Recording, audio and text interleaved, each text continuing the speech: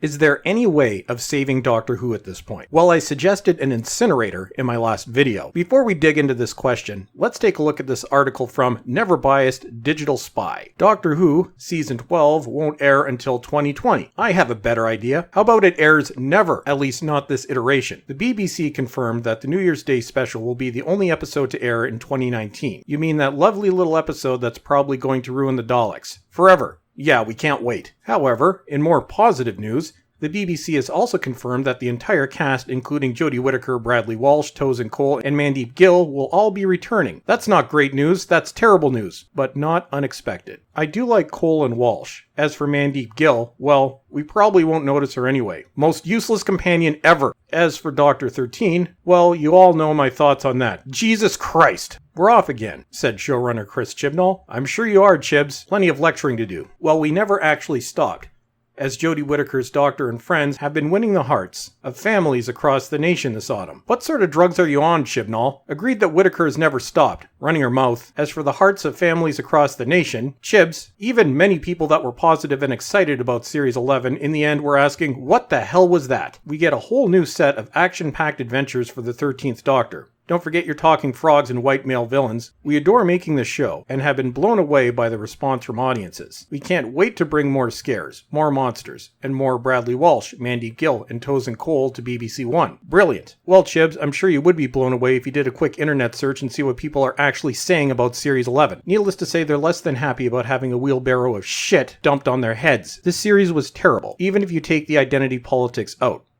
Brilliant.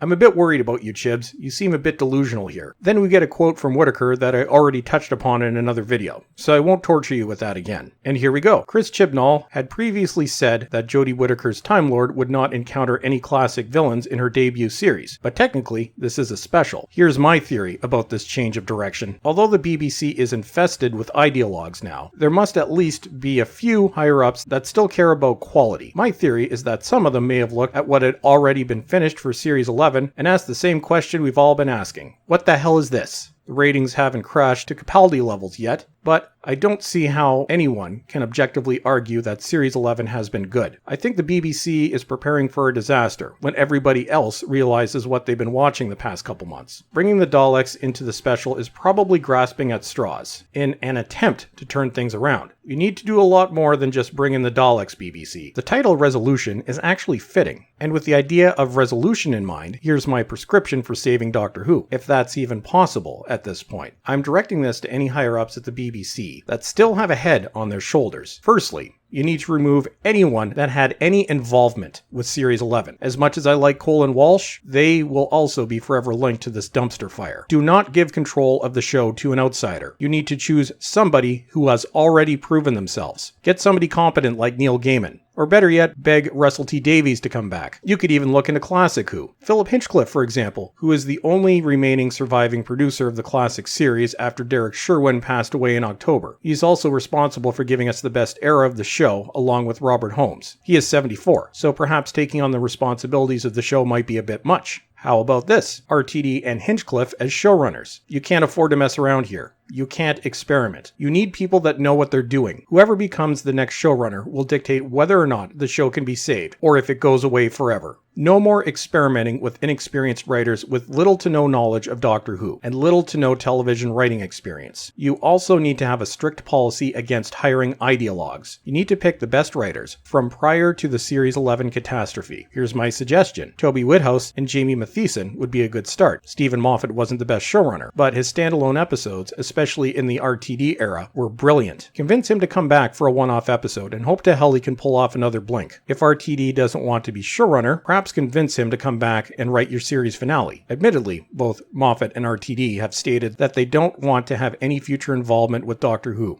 So you'll have to do some convincing here. If Neil Gaiman doesn't want to be showrunner, convince him to come back and write an episode anyway. There's also some talent left over from the original series. Maybe convince Terrence Dicks to pen an episode. If you insist on getting somebody with no Doctor Who writing experience, then how about Peter Jackson? He's wanted to write an episode for years. Maybe this would be the perfect time. Hell, even though Mark Gatiss has written some terrible scripts and he has said some stupid things, he has proven that he knows how to write Doctor Who. Just make sure you have some strict quality control in place. You also also need to get Graham Harper back as your lead director. Allow him to direct the premiere, the finale, and 1 or 2 episodes over the course of the series. You also need to rehire Murray Gold. His style had gotten stale by the end, but maybe a break might have reinvigorated him. As long as he doesn't give us another theme that sounds like a duet between a screaming cat and a theremin. You need to eject all ideology from the program. And I mean all of it. No sneaky one-liners, because we can see right through that. You need to focus on good science fiction stories and get rid of any focus on modern-day Earth. As for the Doctor, that's your biggest challenge. I think you may need to find an unknown or little-known actor. Somebody that personifies the Doctor, but still brings something new and interesting to the role. Another possibility, because we are in full damage control here, would be to bring back one of the old Doctors. We learned in The Day of the Doctor that the Doctor can revisit old faces. How about bringing back David Tennant or Matt Smith? If they aren't interested, then how about Peter Capaldi comes back and Dr. 13 is just written off as a bad dream? Here's another brilliant idea.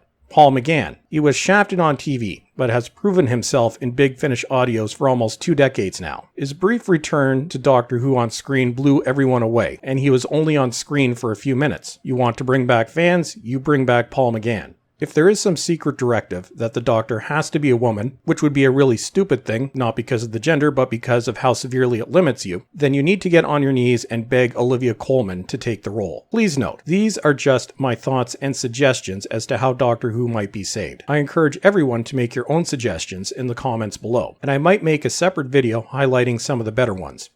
My message to the BBC is very clear. If you really care about this franchise, then you can't afford to dick around. You need to pull out all the stops. You need to get the best people to revive this corpse of a show. Even the slightest misstep, and you're done. And that's it for today. Don't forget to subscribe and follow me on Twitter. And as always, everyone, thank you for watching, and have a great day.